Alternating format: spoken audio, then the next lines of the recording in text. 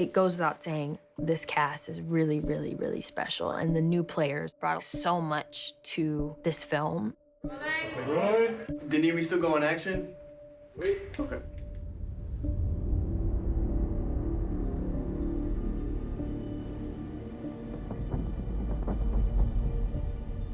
The casting of Dune was unbelievable, so it was a high mark to kind of hit, but allowed us to create new casting opportunities that are really quite wonderful.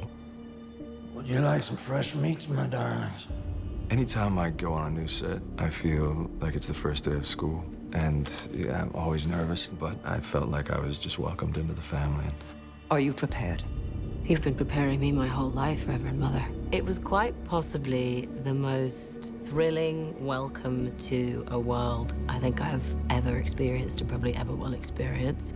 I very much believe it starts from the top down, so that is Denis, and the tone that he establishes on set and his commitment, it just inspires everybody. And cut. Beautiful. The themes makes the material beloved. People have loved this book forever, which is why Zendaya and Austin Butler and Rebecca Ferguson and Javier Bardem and Charlotte Rampling and Christopher Walken are brought in. They get the best to actualize the material, and Denis' passion for the material. Some think I'm their messiah. Others, false prophet. Paul Atreides is primarily a young man not wanting to accept his fate that's unfolding before him. Do you not think I also feel the weight of the prophecy? It's not a prophecy. It's a story that you keep telling, but it's not their story, it's yours. And what will require so much of him, his immediate desire to love and be loved with Chani, will be superseded by this responsibility. I think he wants to be in love like a lot of young people simply want to be. And he's found that with Chani. The story of being the Muad'Dib, the responsibility of it, is to go down a path that he's reluctant to.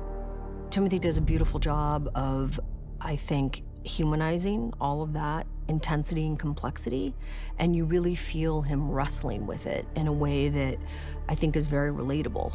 It was really moving for me to work with Timothée again. He did a very powerful transformation in front of the camera.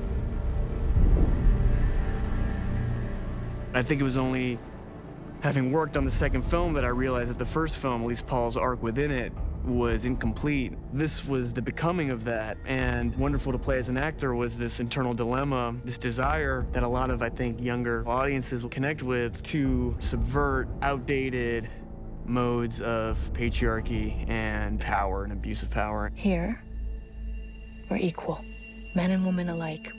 What we do for the benefit of all. Well, I'd very much like to be equal to you. Maybe you could be Fremen. Maybe I'll show you the way.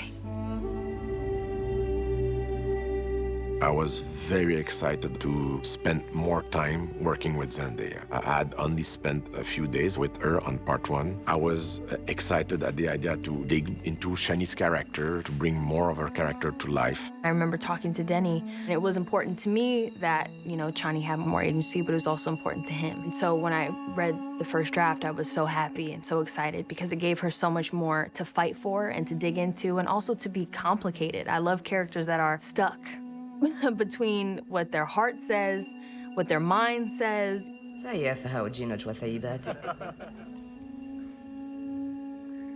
Cut. Beautiful. Love it. It's a lot more fun to play a character that is in emotional turmoil, you know what I mean? That's like really struggling to figure out the right thing to do.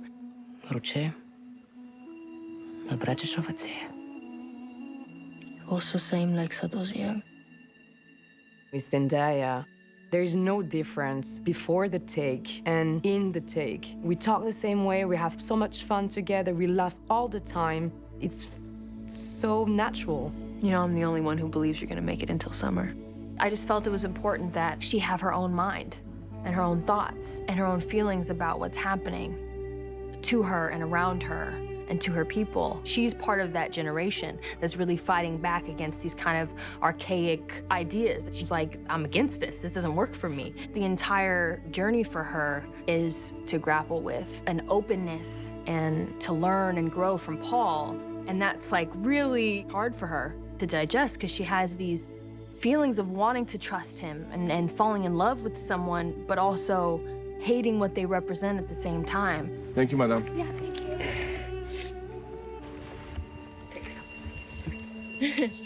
No, it's beautiful. The last one was very cool. Yeah. I love this. You're good? Yeah. Okay, thank you very much.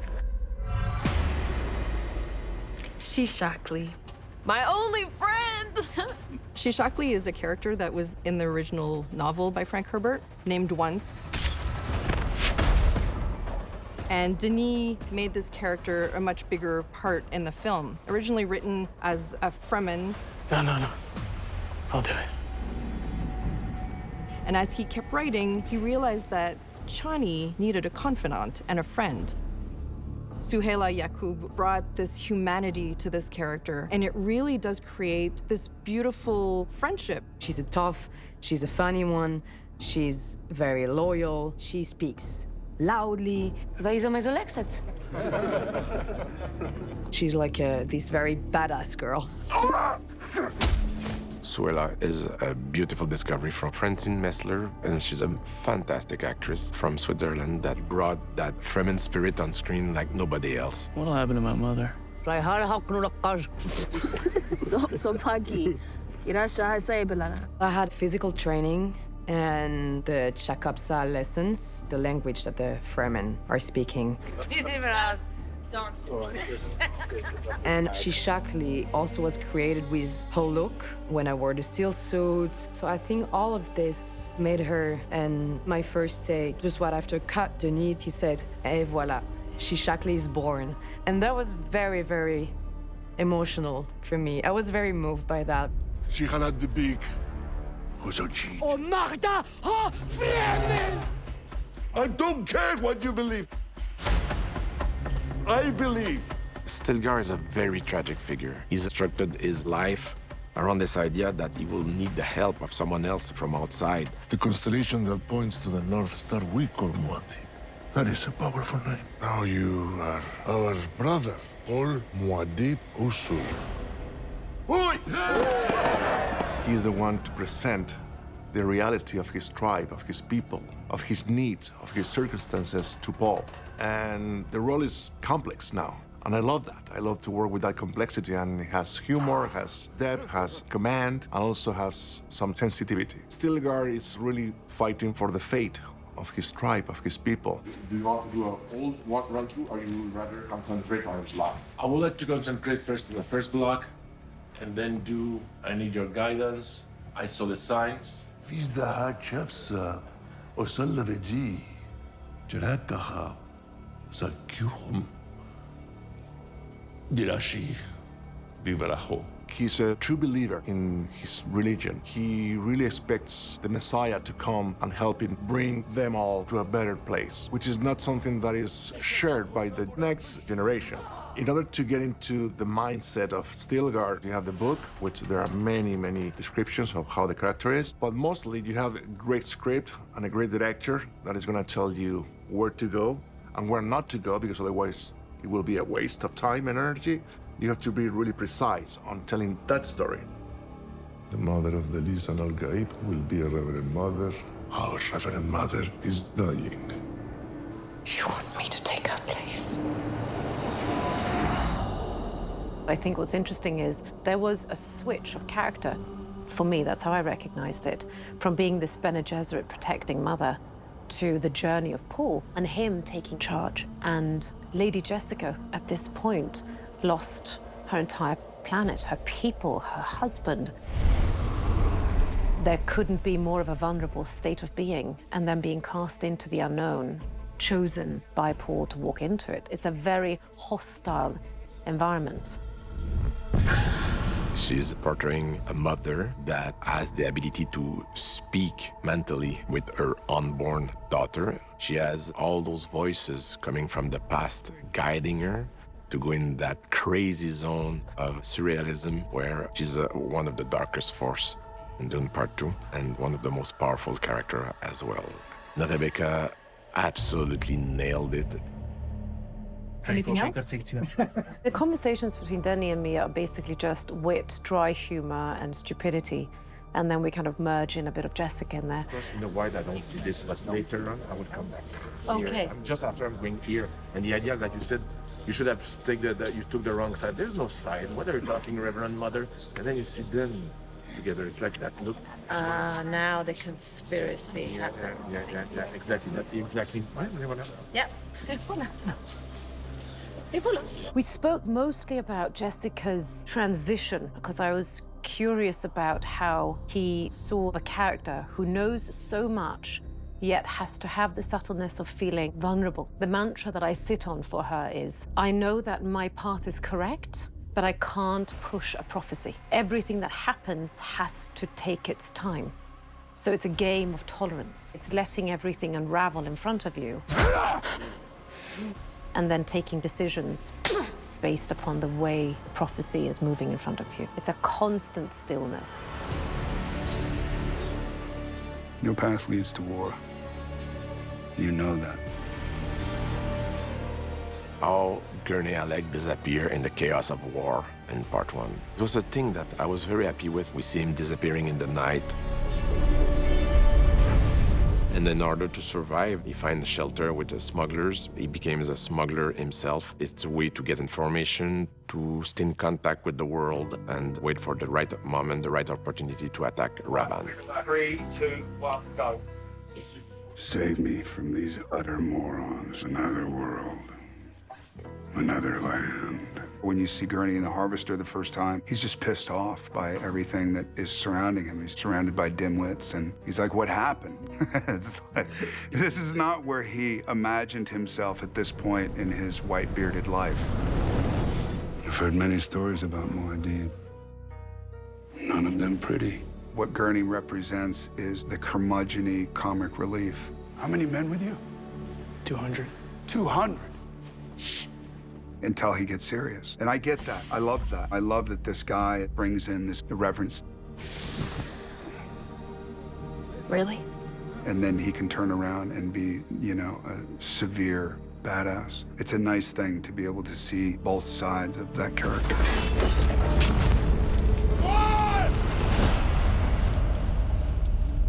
Today, Muad'Dib dies! I was happy to bring back Beast Raban. He doesn't have a good time in part 2.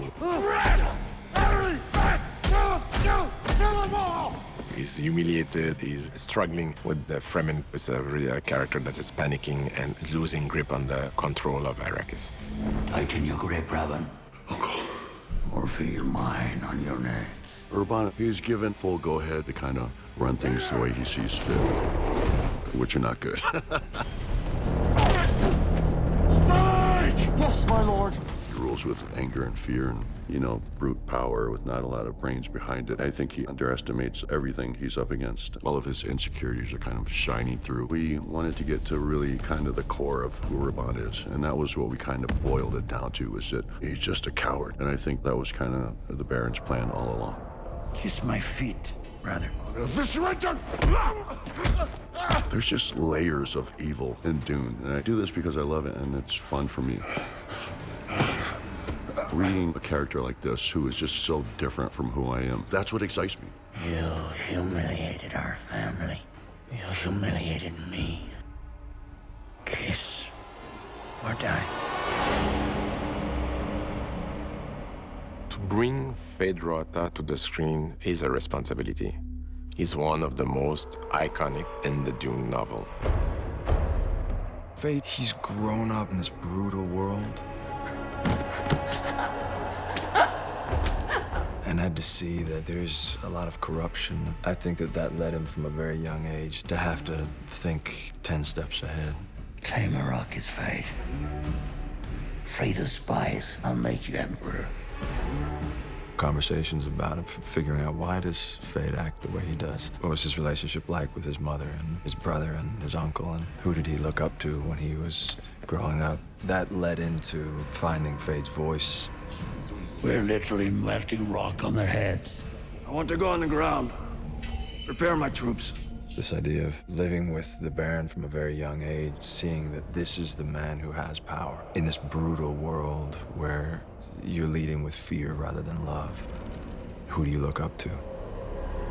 And who do you emulate?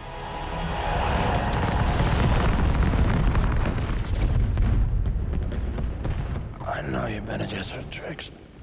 Tell me. What do you know about the Bene Gesserit? Léa Seydoux plays Lady Fenring. She is a Bene Gesserit sister. At first, she may seem a little bit innocent or very unassuming until you realize that she's there for a very specific mission. These fights are all for show. But we'll get a good look at him. What I liked about her is that she's quite mysterious. She has this power of attraction. Do you think I can touch?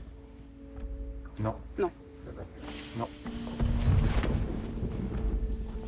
You're following me. It's not only a physical attraction, she's like a magnet. You're not taking part in your own celebrations. I've always liked to play characters that are enigmatic. I'm very close to him, and then just like that, and look at him. And when we spoke with Denis, he said like she seems cold and quite hard to reach, but actually she has favors and you have to build that. You can't use direct force. Prophets get stronger when they die. Imperial Diary, year 10,191, third comment. Princess Erlan is the narrator in the books. She is the daughter to the Emperor. She's definitely someone who knows she has importance. Repression only makes a religion flourish. You'll only end up humiliating yourself. You underestimate my Sardaukar. You underestimate the power of faith. Her Highness proves once again that she was my most acute student. Just by that, you can kind of see how much power she's around. She's very quiet in the way that she watches the storyline. And at first glance, you could think that maybe she wasn't quite aware of what's going on. And she's always calculating. And those are always characters I'm drawn to. There's so much possibility with a character that's watching. That's more of a challenge. Baron, do you have any idea who this Muad'Dib could be? She's one of a key player in the geopolitical game of Dune. Florence is herself a character. The first time I've met with Florence to see if she would be a good fit, after just a few minutes, said to myself, okay, I'm just sitting in front of Princess Erlan right now. And she has that kind of drive, strength, high intelligence, and unapologetic way of being that I love. Let the conflict on Arrakis turn into war. You then bring peace as a savior. You'd be a formidable empress. I wanted an actor that will bring the gravitas and the turmoil of this character. He's the only one I had seen in my mind as I was writing, because I was blessed that he accepted the part. Your uninhabited south exhibits evidence of human activity.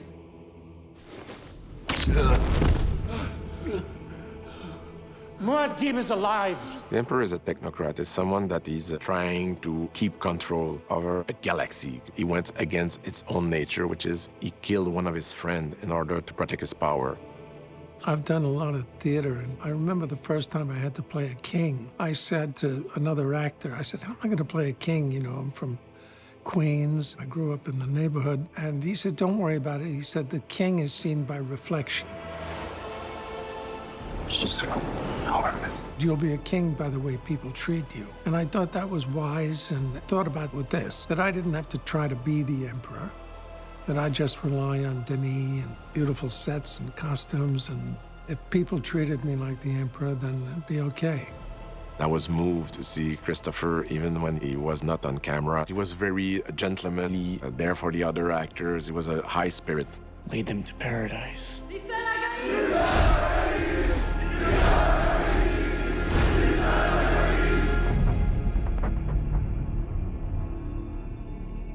People think that actors talk about motivation and deep into their characters and all, but the truth is that when actors sit around, because they do, they're like kids, you know, they play. Oh man, it's so awesome. I was a huge fan of the first film, and a massive fan of Denis, and he's just a genius. So it's been just the time of my life getting to come here, and everybody's welcomed me with open arms. It's just like you're in a room and you see Christopher Walken with Florence Pugh by his side, Austin by his side. You see Javier, Josh Brolin, Rebecca, Timothy. That was just so special. We are here with this amazing team of people, and we were celebrating every moment out of it. I wonder if it mirrors the person who Denis is when it comes to the cast. If it's the fact that people become something different when they're on a set with Denis. It's going to be considered one of the best experiences I've ever had because it's so deeply familial at this point. You young pup. Returning to castmates that I had a beautiful working experience with the first time, getting to work with new, super talented actors. You could feel that in the air. I thought maybe it was a little too good to be true or something, and it's so humbling. Your relationship with your director is like incredibly important here. I couldn't sing his praises enough. It was a lot of fun to work with these actors that I admire since a long time and I love. And it was a privilege to work with them. Merci mon ami. Pour tout, merci, merci. Merci à toi. Merci mon ami. Merci. Merci, je t'aime aussi.